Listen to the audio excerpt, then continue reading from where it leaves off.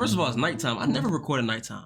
Never. But I'm kind of crunching on time as we talk about it. I'm not sure because the situations that might happen tonight. But I seen the video and I couldn't watch it by myself because I got y'all. I got y'all and I got y'all. Y'all all I got. You know what's funny though? Before we even get started to this video, right? I never ever use my other TikTok account. But that one's also named i4K Live, which I should be using. But I don't know why I don't. I finally clicked on it today and I seen a random noti that somebody tagged me in the video, right? I look at the TikTok video, I'm watching it. It has to do with the Atlanta Falcons, right? How about, crazy story, I see me on the video. I see me. I didn't think it was going down like that though. I didn't think I was being looked at like that. You know what I'm saying? I never thought I'd see the day and that junk got 1,000 likes. I'm like, yo, regardless of the situation, regardless of what it really is though, like I'm proud. Like that's crazy. God works in mysterious ways. Never know who's watching. You know what I'm saying? You never know what can happen. Shout out to bro that, you know, even though you're a Falcons fan, imagine this is my middle finger. Respectfully. But I love you though, bro. But you know, thank you for the support. Oh, and also Bucs are winning the South again. Sorry to tell you, but anyway. This video is Tampa Bay Buccaneers 2025 schedule prediction, a legitimate Super Bowl contender, which I believe so now after the draft we just had because the draft was amazing. I don't want to take up too much of your time, but this video is 8 minutes and 42 seconds. So if you're new here, make sure you sub up. If you're not new, set that thing up. If you ain't gonna do neither one of those, make sure you block me on YouTube. Links down below in the description on the Twitch, the main channel, the gaming channel, the original video, the last video, the Discord server, and the Instagram. So make sure you hit us up, join and follow, sub up. Do what you gotta do to become part of the family. Let's get straight into it. My food is on the way. I'm not even gonna wait for the food because I don't know what kind of time I got. I really don't. Bro, why is my food taking 20 years to get here though? That just said, oh wait, is it here? Why are you taking so long to pick my food up, bro? You're supposed to already be here. No, whatever, bro. Let's get to it, bro. We're back here on CBS Sports HQ, where the longest playoff streak in the NFC belongs to the Tampa Bay Buccaneers. 5 straight appearances and 4 straight NFC South titles as you take a look at the most consecutive playoff appearances in the league. Yeah, because we didn't win the South when we won the Super Bowl, which is crazy though. Like, you know what I'm saying? You would imagine. And we'll be 5 for 5 right now if we won that. At the time Brady we won the Super Bowl. We'd rather it all than just the South.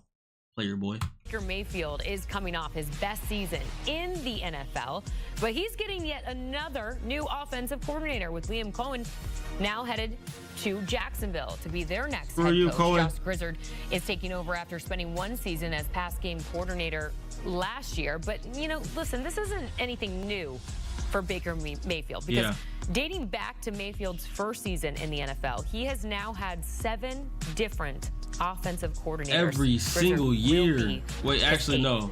Now our own Pete Prisco spent some time with the Tampa Bay Buccaneers in Tampa earlier this week, and he has the very latest for us as we inch closer and closer to the start of the 2025 season.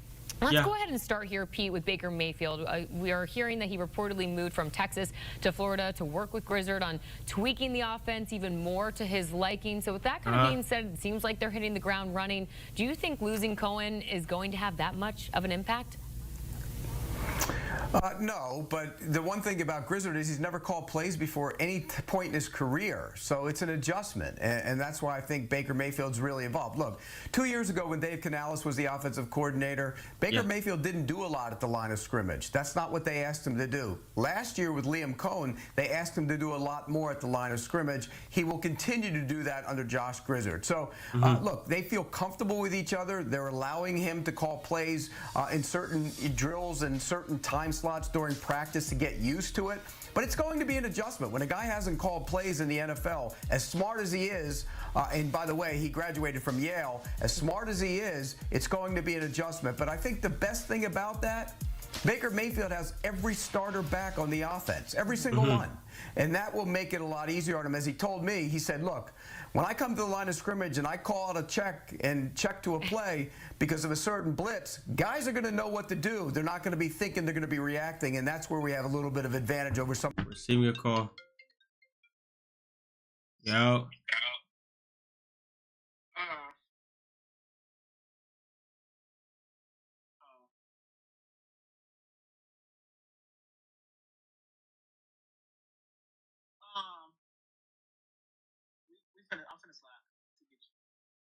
All right. What were you saying, old man? Some of the other offense. What if you can create Oh my god. Yo, YouTube really did that to folks though. Why did they shut out the ad blockers, bro? Y'all too money hungry, bro. offenses in the NFL. I want to go ahead and play off What that. did you That's say? where we have a little bit of advantage over some of the other offenses in the NFL. I want Yes, to go Lord. ahead and play off that point because, as you mentioned, this offense top 4 in both passing and rushing last season. They have brought everyone back, and they've added some new young talent via the draft in Emeka Egbuka. What is the ceiling for that side of the ball? Well, one thing they can do is score points, and they will score points. And as Baker Mayfield said, look, the offense will still go through the run game with Bucky Irvin and Rashad White and Mike Evans. No matter what they've Mike Evans don't run the ball, and it's Sean Tucker. added. And by the way, he raved about Egbuka. He said he came in, he handled himself like a pro right away. But the offense will revolve around the run game and Mike Evans like it did last year. And I think they'll continue to do that. But I think this offense can be explosive. One thing, well, a couple things they want Baker Mayfield to cut down on. They want him to cut down on his running. And when I asked him about that, or at least be safer in the pocket, not take as many hits, he kind of said, hey, it's football. And look, I can be smarter on the sideline, but if the game is on the line, I'm going to take off if I have to and go make a play. And that's who he is. He's a competitor. As far as the other thing they want him to cut down on, interceptions. He had 16 last year. And he said when you go back and study them, some of them were bad decisions. Some of them were trying to do too much.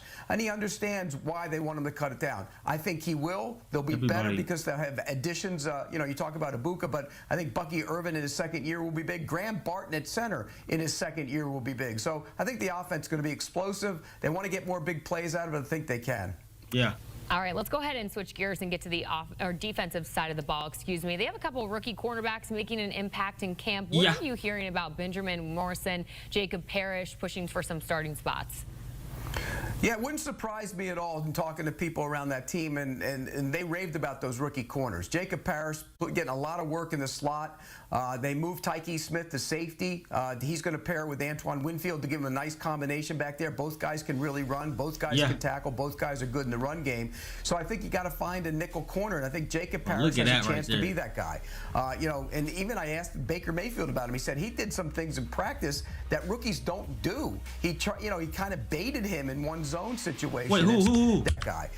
You know, and even I asked Baker Mayfield about him. He said he did some things that can tackle. Both guys are good in the run game. So I think you got to find a nickel corner, and I think Jacob Parrish has a chance to be that guy.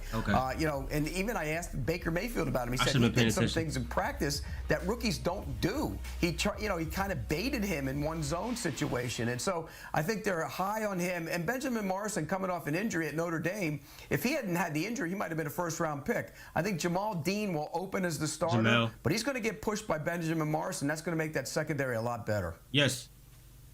Defense was Hassan Reddick, who sat out the first Matter of fact, mess Jamal Dean name up. We don't care about Jamal Dean. Games for the Jets last season. We do understand, Pete, that he's not at OTAs. What's the word there about his absence and what they really expect from him moving forward?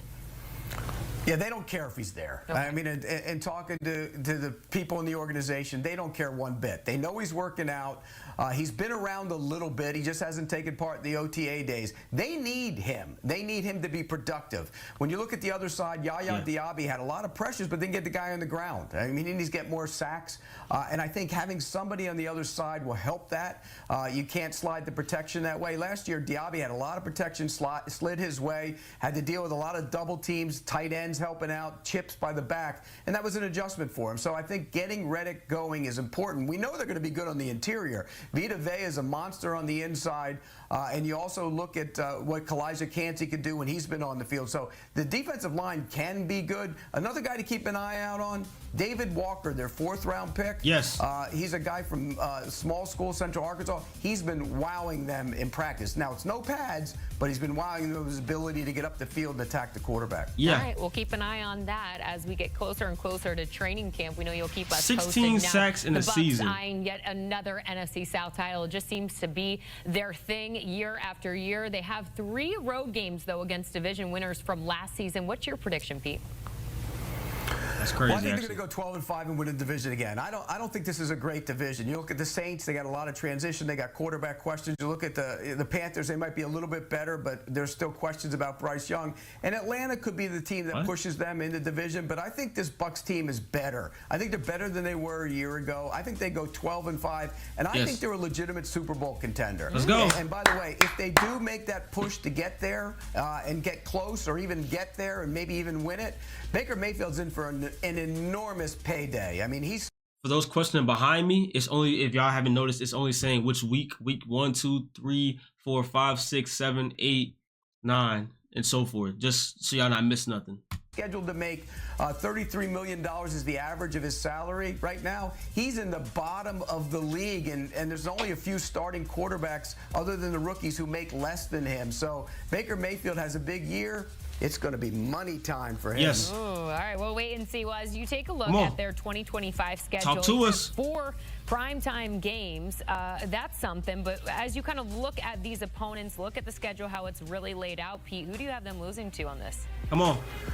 Well, I mean, look, I haven't gone through and picked exactly who they're losing to because I think there's a lot of games that they could be iffy on. But one thing that I did stand out from that schedule to me was the back end of it. It's favorable. You look at the back end of that. They have Carolina twice at the back end of that schedule. They get Arizona at home in the back end of that schedule. I think there's a lot of winnable games down the stretch. If they can navigate through the tough part of that schedule without suffering a lot of losses, which I don't think they will do, by the way, I think they have a real chance to get hot at the end and on into the postseason. All right, in their favor, 12-5 prediction for the Tampa Bay Buccaneers. From I thought you were actually predicting. We get closer and closer to the... You just lied. You clickbaited me, bro.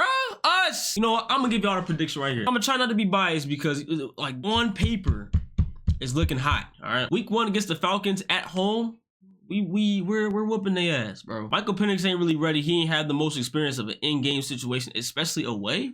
I like us winning that first one. Texans, wait, we play, oh wait, no. We play them in Atlanta. Oh, okay. Still, I feel like we still win that by a little bit then if that's the case. Texans, we're in Houston on a Monday night game. I don't know. I'm not too certain about that one. I like us to win that one as well because you can't, it's hard to beat the same team twice, especially when we just upgraded. And I think Tank Dell is still dealing with his injury, if I'm not mistaken. And the Bucs are like elevated ourselves. The Jets, yeah, get them to pack them up. Not worry about no Justin Fields. We ran through him and the Bears when he was on the Bears back then. We could do it again. The Eagles, now I've been going back and forth with my boy Ant, man. Ant is a diehard Eagles fan. And, you know, when it comes down to it, I really put my front foot forward. Yes, we have been beating them senseless in the past few years. Besides that one game, they haven't been fully healthy. So I'm going to give them the benefit of the doubt and say that the Eagles are going to lose by maybe 5 points or less. I like us still to win. They don't have Darius Slay anymore. They do have Jahad Campbell. We were supposed to get Jahad Campbell, but you know, life don't go exactly how you want it to go every single time. So I say we beat the Eagles by a little bit because Jahad Campbell is still dealing with that torn labrum that he suffered. I think it was a shoulder injury. Seahawks, we whooping their ass. So I like, all right, so 1-0, 2-0, 3-0. I'm not sure about them Eagles. Pending, I'm gonna just say 4-0 to be biased. I said I wasn't gonna be biased, but screw. Seahawks, I'm not worried about no Cooper Kupp no more. He's getting old. 5-0. Niners, they're not all that, even though we lost to them. They were just as injured as we was, and it came down to that field goal. And we should have won, but Tom Bowles was not as aggressive as he was supposed to be. So now that he has the right help, I like us to win in week 6 against the Niners. So I like 6-0. We keep playing the Lions and in their stadium. I think we lose that one this time. It's a Monday night game, and the Bucs fold under pressure on Monday night games for some reason. So I say, what's that, 6-1? The Saints, we're whooping their ass. So we're gonna be 7-1. Bye week. Patriots versus the Patriots at home. Patriots been looking good. They had so many draft picks alongside of that amazing off-season free agency they just went through. So I'm not sure. I'm gonna say we lose to the Patriots by very little. So I say, what is that, 7-2? The Bills, I think we beat the Bills. The Bills are not amazing, bro. We could have beat them last time we played them. If the ref would have called that PI and Chris Godwin would have turned around, 6, we win. So I like us winning against the Bills. What is that, 9? No, what is that, 8-2? The Rams, 9-2. The Rams ain't nothing special for real besides their front four, which isn't that amazing, to be honest. Because what is it? Jared Verse, he was nice. He had Rookie of the Year, Defensive Rookie of the Year, D-Roy, whatever he had something of the year. The Cardinals, I'm not going to lie, bro. 10-2. I'm not worried about no Cardinals. The Saints, 13-2. The Falcons, we play at home. I think that's a dub. 14-2. Panthers. See, I sound so biased when I'm saying this, but it's like all our games were so winnable last time we played them. That's why he like a 12-5. I like us actually running through this entire schedule, bro. I'm not even joking, bro, because the rest, the Panthers, the Dolphins, and the Panthers again, bro. The Panthers gave us a run for our money last time. in their stadium. So I think they might pull that one off possibly. But the Falcons, I'm not sure about how that's gonna go either, bro, because we folded against the Falcons too, but the refs was they was tripping. And nobody knew apparently that the rules were what they were by overtime rules. So if we would have had a chance, we would have won that one too in their stadium. And then the refs was tripping. We had injuries. Right, a full healthy season, I like us sweeping this whole division. I like us sweeping this whole schedule. That's just me though. I'll give it a 15-2 season. I want somebody to tell me who can actually give us pain in these games without injuries. Eagles will give us a run for our money for sure. Lions will give us a run for our money for sure. Patriots will give us a run for our money for sure. Panthers might. Cardinals, I don't even know who they have. Is Buda Baker still on the team? Kyler Murray, Marvin Harrison. And we want to talk about it. Hey, Benjamin Morrison strapped up Marvin Harrison when they played Notre Dame versus Ohio State. I was watching the highlights. I always keep up to see who we got. So I like us with a 15-2 season. And I could be wrong. You know what I'm saying? God forbid injuries for any team. Because I would like to win against a team at their best this go around. I don't like the Jets. I don't like the Falcons. I don't like the Niners. I don't like the Saints. I don't like the Cardinals. I don't like the Rams beating us. That's just how I feel about it. But look, how do y'all feel about it? Why was that so loud to y'all, but not that loud to me? How do y'all feel about that schedule? You know what I'm saying? Do y'all feel like I'm right? Please don't be biased with me, alongside with me. I'm being biased along to the fact of a healthy team against another healthy team. All right. What do y'all give that on a scale of 1 to 10 of my predictions? What are y'all predictions? If y'all want to give a long prediction, message, by all means, I will read the whole thing because I'm locked in just as much as you are. I talked more than enough. So it's about my time. I'm out of here. So if y'all enjoyed this video, make sure you hit that like button, subscribe if you're new. If you're not new, share that thing up. If you ain't gonna do neither one of those, make sure you block me on YouTube. Links down below in the description. Hold the Twitch, the main channel, the gaming channel, the original video, live with the Discord server, and the Instagram. So make sure you hit those up, join the follow, sub up, do what you gotta become part of the family. Until the next video. Look, man, y'all take it easy. It was good to record again. I've been streaming a lot. Make sure y'all tune into the Twitch. It's in the description at all times. I tell y'all that every video. But listen, y'all be smooth. Go Bucs. And I need a cut. Now tell me why you lied to me. I kept it real, you went to switching sides on me. Okay, I understand this shit is how we gotta be. Okay, I understand this shit is getting old. I'm trying to grow, I wanna be a man, but they won't let me. Man, this shit so depressing. Used to the old me, they don't know how I'm stepping, so I'ma send them this message. A nigga played and we gon' leave his at breathless. By any means, I'm receiving my blessings.